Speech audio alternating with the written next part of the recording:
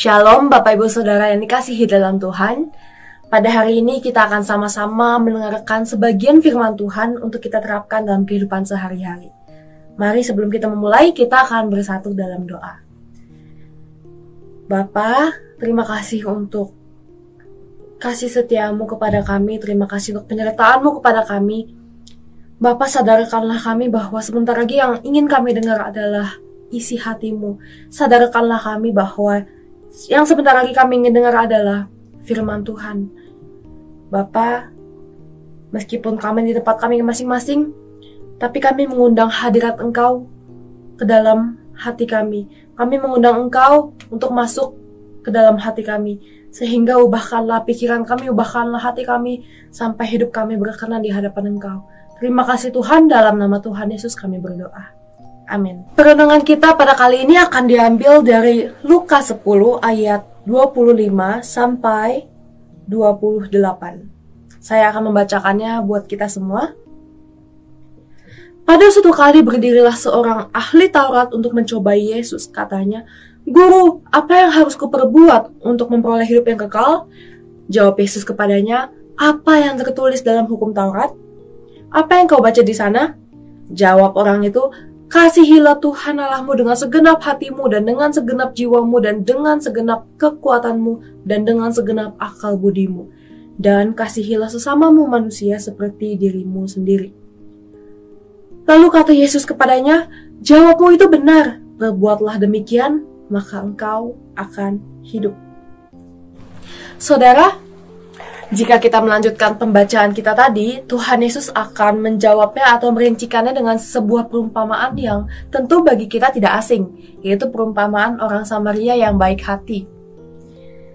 Namun Bapak Ibu Saudara, ketika saya membaca dan merenungkan nats ini, ada satu hal yang sangat menarik perhatian saya dan saya baru menemukannya sekarang. Kalau kita tahu gitu ya, ceritanya ada orang Lewi, ada imam, ada orang Samaria. Namun, orang Lewi dan imam itu hanya melewati saja. Namun, ketika orang Samaria itu berjalan melewati korban yang sedang dipukuli habis-habisan itu dan dirampok, orang Samaria itulah yang menolong. Namun, apa yang menarik, Bapak Ibu, kita akan melihat pada ayatnya yang ke-34. Ia pergi kepadanya lalu membalut luka-lukanya sesudah ia menyiraminya dengan minyak dan anggur.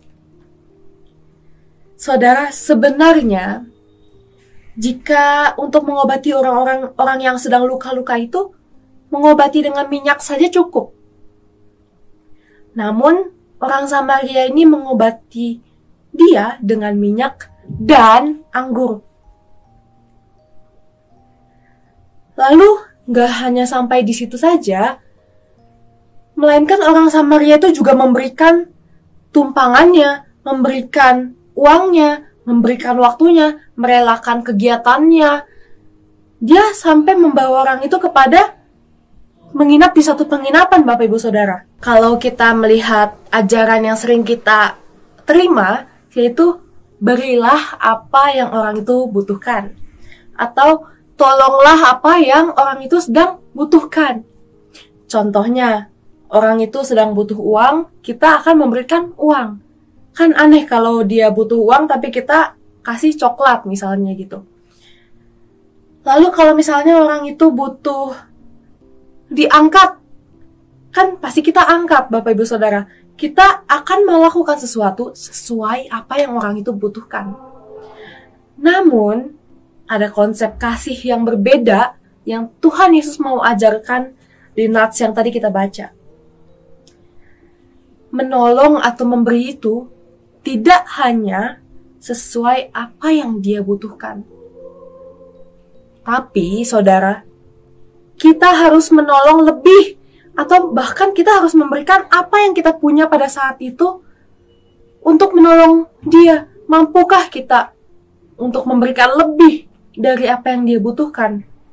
Saudara, Yesus menceritakan perumpamaan ini bukan hanya sekedar cerita atau bukan hanya sekedar bicara, melainkan ini, kalau kita lihat konteksnya, ini adalah kunci dan syarat untuk memperoleh hidup yang kekal, Bapak Ibu Saudara.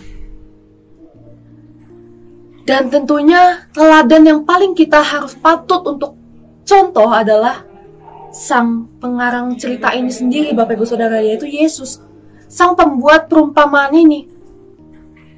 Banyak yang bertanya, kenapa Yesus harus mati di kayu salib untuk menebus manusia, untuk menyelamatkan manusia?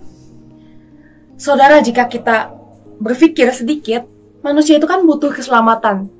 Sedangkan Tuhan itu berkuasa. Jadi bisa saja kalau Tuhan hanya bilang, hari ini manusia akan kuselamatkan. Dan manusia bisa selamat. Tapi kenapa Yesus harus sampai mengorbankan dirinya sendiri di atas kayu salib?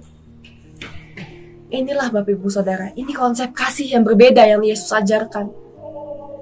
Yesus bukan hanya memberi lebih, namun Yesus juga memberikan hidupnya.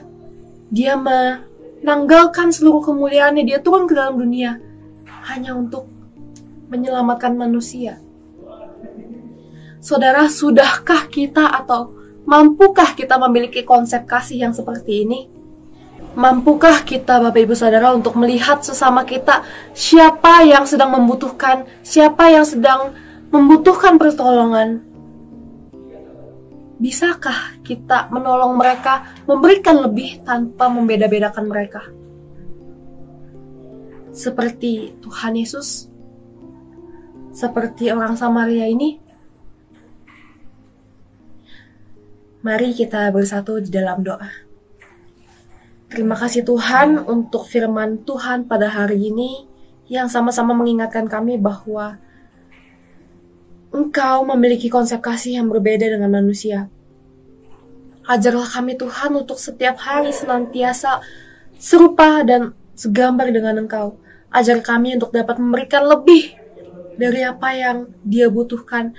Ajar kami untuk memberi kasih lebih sebagaimana kami memancarkan kasih Tuhan kepada sesama kami. Terima kasih Tuhan, dalam nama Tuhan Yesus kami berdoa. Amin. Terima kasih Bapak Ibu Saudara, Tuhan Yesus memberkati.